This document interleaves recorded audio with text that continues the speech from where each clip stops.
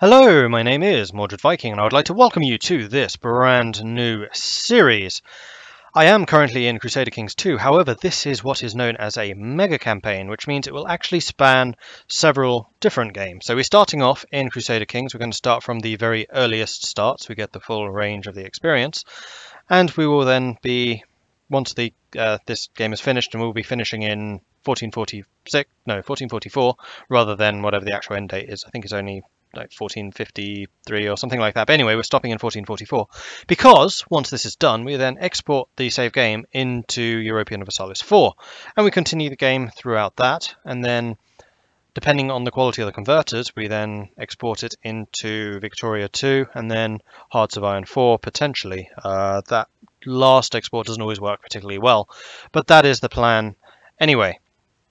So, what exactly are we doing? Well, we're going to do a single player game. We are going to start in the early Middle Ages, and we are going to do a custom setup because we're not going to play as any of the big guys. The reason for that is the time span of this already is very, very long, and it is quite possible to take over vast chunks of land in Crusader Kings II, which would make the game in Europa Universalis rather dull, particularly if you start as one of the kings or even an emperor, for example, in the Byzantine Empire. So, we are going to start elsewhere.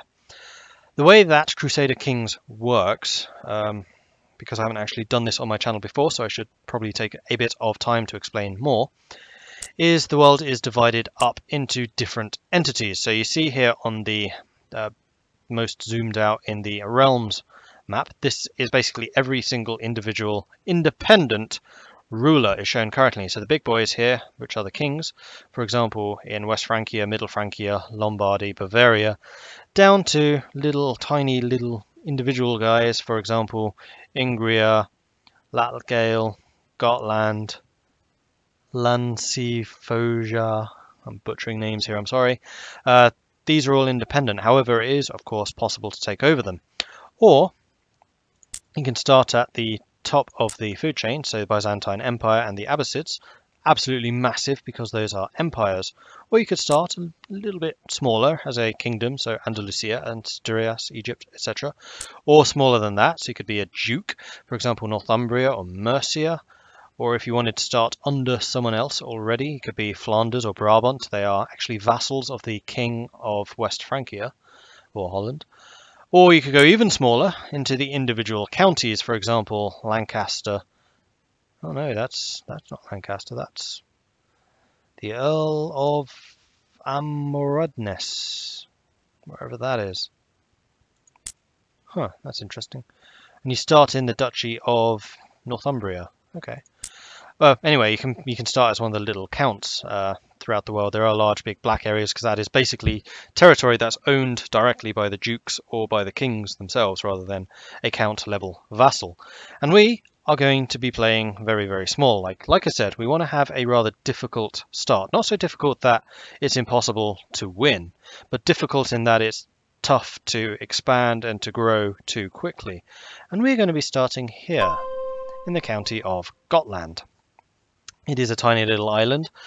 The only initial areas of expansion will be into Sweden and Scandinavia, which will have ramifications, which I'll explain in a minute. So the early game is probably going to be spent on very fast mode, depending on how exactly raiding works. I haven't actually played any of the last 3 expansions, so this game has a lot of expansions, just like Europa Universalis does. And the latest one is Reaper's Due, which adds things like the Plague. Then previous to that, I believe, was Conclave, which added more vassal interactions and also more of a interaction with your ruling council. And then prior to that was Charlemagne. So the last one I played was in the Old Gods, which starts about 100 years later than this start date and was all about the rise of the Vikings. We will be playing Vikings, and that's going to be very, very important in a moment, and I'll explain that. But we are playing in the Charlemagne start just because A, I haven't seen it, and B, I kind of want to see the rise of the Vikings actually rising. I just think it'll be more interesting. So, what are our objectives? Ultimately, we want to spread Norse religion and Norse culture to the entire world. Now, obviously, Crusader Kings II is rather more focused. It's not global, as you can see. It's got the borders there, although it does go all the way over to India. Our goal here will be A, for the Norse culture to actually survive, which is by no means certain. B, or number 2, is for the Norse religion to survive and to actually expand it outside of just Scandinavia. Number 3, to move from the county of Gotland to found the kingdom of Holmgard, which to modern knowledge is Novgorod. Let's go back to this. So that is in kind of this area. This is Novgorod here. And also the kingdom of Konugard, which is now more modernly known as Kiev. And historically, those were, in fact, 2 Viking kingdoms. The kingdom of the Rus, or as we now know it, Russia, was actually a small tribe in Sweden, which gave the name to that. Or as folklore says it, it was the name of the tribe given to the Swedes by the Finns and was basically known as those who row away, or the cowards, because people didn't like raiding Finland. They were very, very hostile people who were renowned for their fighting spirit and fighting strength. So even the Vikings stayed clear of the Finns, which is why as soon as they saw the Finns, they then rode away, hence those who rode away. Anyway, our plan as Vikings is to use the rivers. Now, this is one of the very few games that I know of where Vikings actually use rivers, which is bizarre because it's one of the most important aspects of Viking prowess, was they were able to reach the Black Sea and possibly even beyond through the rivers, and that is why Holmgard, Novgorod, and Kiev, Konugard, were so important, because they were major river strongholds, which allowed them to get through into the Black Sea and then trade with the Byzantines, and that is where the legendary Varangian Guard served. Anyway, so yes, we're going to Holmgard, we're going to get Konungard, and then we're going to move even further east. We're going to go through into the Red Sea, through the Black Sea, into the Mediterranean, through the Red Sea, and ultimately I want to found a Norse kingdom here in India. Now, it is very likely that by the end of this game we are going to control large swathes of land. I mean, most likely we will be ending up at the head of an empire, which, as I have explained before, is going to be kind of dull in EU4. I mean, where do you go from there? You're already huge. It's kind of dull. You always want to start small and then grow. That's where the challenge is. That's where the fun is. So what we're going to do is we will then, at the end, I'll probably do this through modding, but I will then dissolve the empire, which will isolate all the little kingdoms which are under us, and possibly a couple of duchies as well, depending on whether I want them as direct vassals or not. And then we will play as one of those independent kingdoms, probably the 1 or 2 which start over here in India. So the idea is that we'll already have a fairly large spread of Norse Faith, Norse Culture, hopefully. Maybe not Norse Culture, actually, except maybe where we actually settle, but certainly Norse Faith. That is what we are aiming to do. Yeah, I think that has explained my objectives well enough. So we are going to start here in the Kingdom of Gotland. It is technically a kingdom. We are a petty king, even though we are only a count level title. Because we are independent, we are a king. We're going to expand over to the east. We're going to get Holmgard, we're going to get Konungard, we're going to go through the Black Sea, through the Mediterranean, through the Red Sea, and over into India, and that is where we are hoping to be by the end of the game. So not only is it quite a long journey, but it's also going to be quite challenging, because we are going to be at the very frontiers of civilization. So not only will we have to fight the other tribal powers in this area, and we do start as just a tribe, we're not even civilized, and we don't have feudalism or anything like that, which is going to be challenging. But then we have Catholicism will start growing quite rapidly, and we are very, very open to conversion. Not so much open, but we are easily converted until we do a thing called reforming the Norse Faith, which basically says we're here to stay, we're going to fight. This is something that didn't happen historically, and that is the way that we kind of entrench ourselves and become a major religion in our own right. That is something that we're going to have to try and do quite early, especially if we want other Norse kingdoms or Norse rulers to survive as far as we do. I've totally lost my track of thinking there, train of thought. So yeah, so we're going to have to do that. Then because we're passing through here, we're going to be at the mercy of the Mongol hordes and the various other hordes. In fact, there's like 5 different horde invasions that pass through Europe at this time. We are playing this during a period of serious migration. Not the Great Migrations, that was a bit earlier, and that is kind of what the Byzantines are suffering from, and that is what ended up with the fall of Western Roman Empire, which was about 400 years earlier, 500 years earlier. But there are still a lot of hordes coming through. For example, the Magyars, then we have the Khazars, then we have what are they called? Like pre-Mongols. Ilkhanate, that's what they're called. And then the Mongols. And then during all of that, we also have the various plagues and the diseases coming through, because they did spread via the steppe, and then down into Black Sea, and then through trading routes into the rest of Europe. And we'll obviously be right on the edge. So we're going to be really suffering. It's going to be a challenge. It's definitely going to be a challenge. But in the nature of Crusader Kings, if our primary rulers die, then we just switch to one of the other dynasties, which hopefully will have spawned from that. And speaking of dynasties, we will be creating our own. Of course, I mean, this is one of the more fun parts of the game. So, our first ruler, naturally, is going to be called Mordred. And we are going to be playing the extremely famous Viking dynasty. Viking by name, Viking by nature. Right, appearance, eyes, yeah, that's fine. Nose, yeah, that's cool. Mouth, yeah, no, that's a bit pouty. Yeah, he's unhappy. He's a growler. Chin, don't know, it's going to be blocked by a big bushy beard. Likewise with the neck. Cheeks, we don't want them to be rosy. We'll have like that, that's fine. Ears, that's fine. Eye colour, blue. Hairstyle, we definitely have hair. We're going to go with this one because it's suitably Viking-y. We are going hair colour 7 because it's blonde. Beard, we need a big bushy beard. I'm going to go with that one because it's cool. Clothing, that's fine. Headgear, we're going to leave that at the moment. Young, age, that's going to be determined by our traits and things. And background, I'm just going to leave clear. Coat of arms, what do we want our crest to be? I'm just going to go through these very quickly just to see what the choices are. I think we're going to go with the Raven. Yeah, we're going to go with the Raven.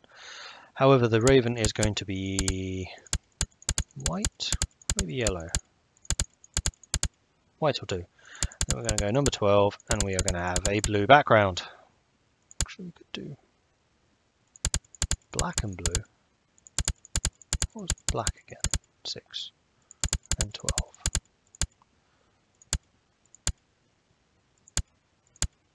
No, it's the only layout we can have.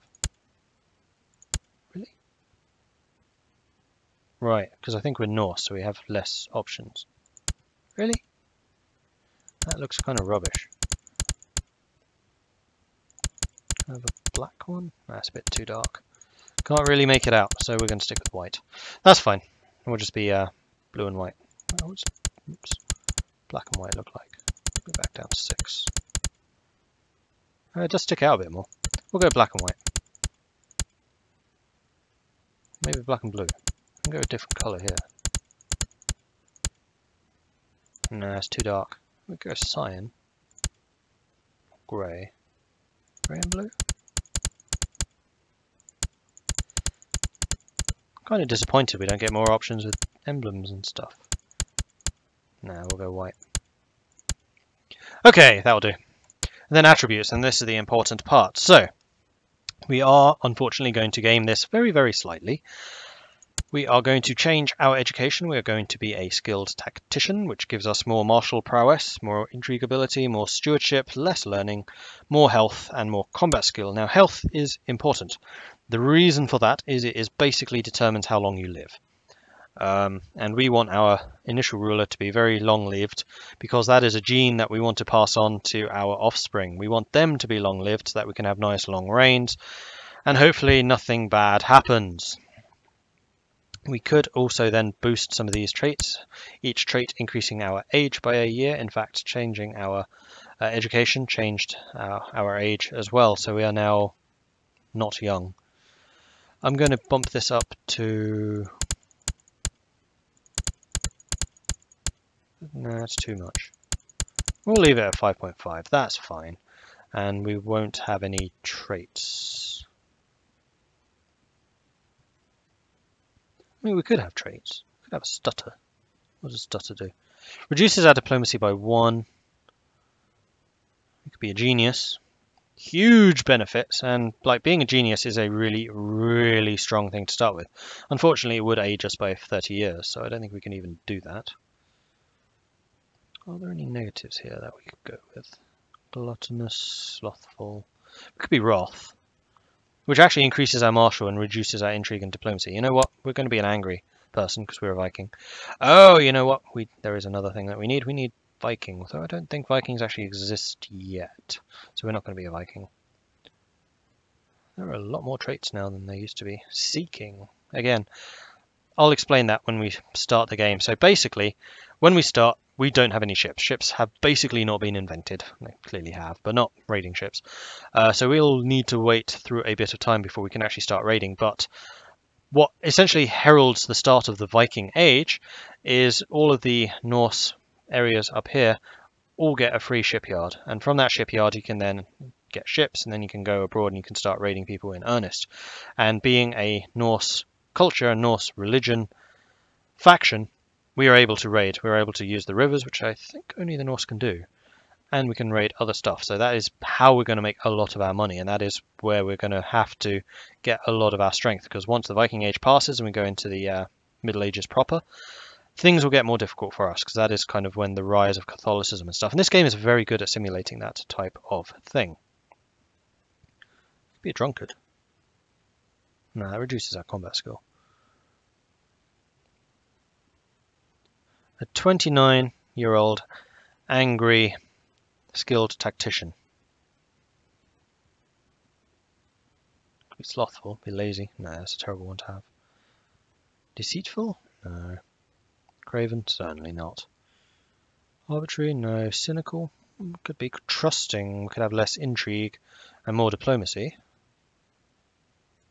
Make us slightly younger, sure. We'll be a trusting, angry person. That'll do. Nah, this gaming it too much. Let's make Mordred someone who's actually believable. So, Mordred, what are you like? I'm going to make you a tough soldier instead of a skilled tactician. You're more about just beating people up. So we are going to take wrathful because it's more interesting. No! Oh, I really like strong. Strong's good. We'll take strong. Oh, man, that makes us 48. Can I reduce any of these? No. That makes us super, super healthy though. Misguided warrior? Still gives us the extra health. Just a lot less martial. A lot less martial. Oh, we could be fairly old. We do have a ridiculous amount of health, so we will still live quite a long time. You know what? Mordred Viking the First, or Mordred the First, is going to be strong. He's going to be a tough soldier. Yeah, this sounds suitably Viking, so this is who we are going to play as. There we go. We are now Mordred of Gotland. And that is where we're going to start. Okay, options. We are not going to be playing Iron Man because if things go wrong, I want to be able to fix it. We are going to play as dynamic major epidemics. We're going to have minor epidemics default. We're going to have historical Mongol invasion. We're going to turn off the Aztec invasion because I don't want to be playing with the Aztecs coming in and ruining stuff. And more importantly for EU4, I want the New World to actually be fairly open. Shattered retreat, yeah, on everything else I think can basically be default. Adventurers are very important for us because that is basically how the Vikings spread throughout the world. They can essentially get what are kind of mercenaries, but not really. They're like nobles who don't have a title, so they basically raise a warband of their own, go out and take a title from someone else, and then establish their own Viking area from that. That's actually a pretty cool system. Interfaith marriages, restricted, yeah. Matrilineal, yeah, those are allowed. Charlemagne stuff, sure. Vassals, yep, that's fine.